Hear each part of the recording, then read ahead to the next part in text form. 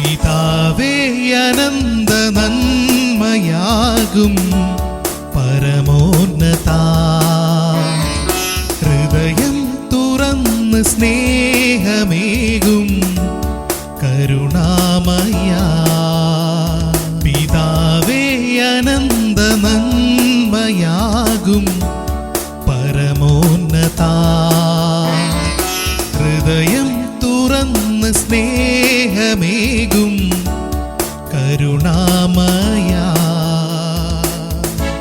കൃപയോലുമേകനാമം പരിപൂജ്യമായിടേണം, തിരുവിഷ്ടമെന്നുമിവിടെ പ്രിയമാകണം, നിറവേറണം.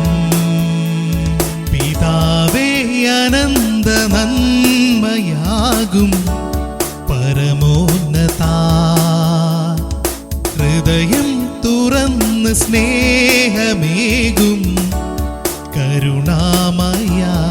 ക്രിസ്തുയേശുവിന്റെ നിസ്തുല്യ നാമത്തിൽ ശുഭസന്ദേശത്തിലേക്ക് സ്വാഗതം. വിശുദ്ധ വേദപുസ്തകത്തിൽ മത്തായി എഴുതിയ സുവിശേഷം 10-ാം അധ്യായം 28-ാം വാക്യത്തിൽ നാം ഇപ്രകാരം വായിക്കുന്നു: ദേഹിയെ കൊല്ലുവാൻ കഴിയാതെ ദേഹത്തെ കൊല്ലുന്നവരെ ഭയപ്പെടേണ്ട, ദേഹിയെയും ദേഹത്തെയും നരകത്തിൽ നശിപ്പിക്കാൻ കഴിയുന്നവനെ തന്നെ ഭയപ്പെടുവിൻ. ഈ വാക്യത്തിൽ കർത്താവായ യേശുക്രിസ്തു പരാമർശിച്ച പാപിയായ മനുഷ്യനെ ദൈവം ശിക്ഷിക്കുന്ന സ്ഥലമാണ് നരകം. ഈ ഭൂമിയിൽ മനുഷ്യൻ അവന്റെ അതിക്രമങ്ങളാലും പാപങ്ങളാലും ആത്മീയമായി മരിച്ചിരിക്കുന്നു. ഈ അവസ്ഥയിൽ മനുഷ്യൻ ഭൗതിക സുഖം അനുഭവിക്കാനുള്ള എല്ലാ ശ്രമങ്ങളും ഈ ഭൂമിയിൽ നടത്തുന്നു. അവൻ തന്റെ ആത്മീയ സ്ഥിതിയെക്കുറിച്ച് ശ്രദ്ധിക്കുന്നില്ല. വിസ്മൃതിയോടെ അവൻ നരകത്തിലേക്ക് നീങ്ങുന്നു. ഭൂമിയിൽ ഭൗതികമായ സന്തോഷമുണ്ട്, എന്നാൽ അവയെല്ലാം ക്ഷണഭംഗുരമാണ്. നരകത്തിലേക്ക് ഉടനെ മാറ്റപ്പെടും. അവിടെ നിത്യമായ കരച്ചിലും പല്ലുകടിയും ഉണ്ടാകും. അവിടെ അണയാത്ത തീയുണ്ട്, ചാകാത്ത പുഴുവുണ്ട്. ഈ നരകത്തിൽ നിന്ന് നമ്മെ രക്ഷിക്കാൻ കർത്താവായ യേശുക്രിസ്തു മാനവരാശിയുടെ പാപഭാരം ഏറ്റെടുത്ത് ക്രൂശിൽ സ്വയം യാഗമായി തീർന്നു. എല്ലാവർക്കും വേണ്ടിയുള്ള പാപത്തിന്റെ ശിക്ഷ സ്വയം സഹിച്ചു, നമുക്ക് വേണ്ടി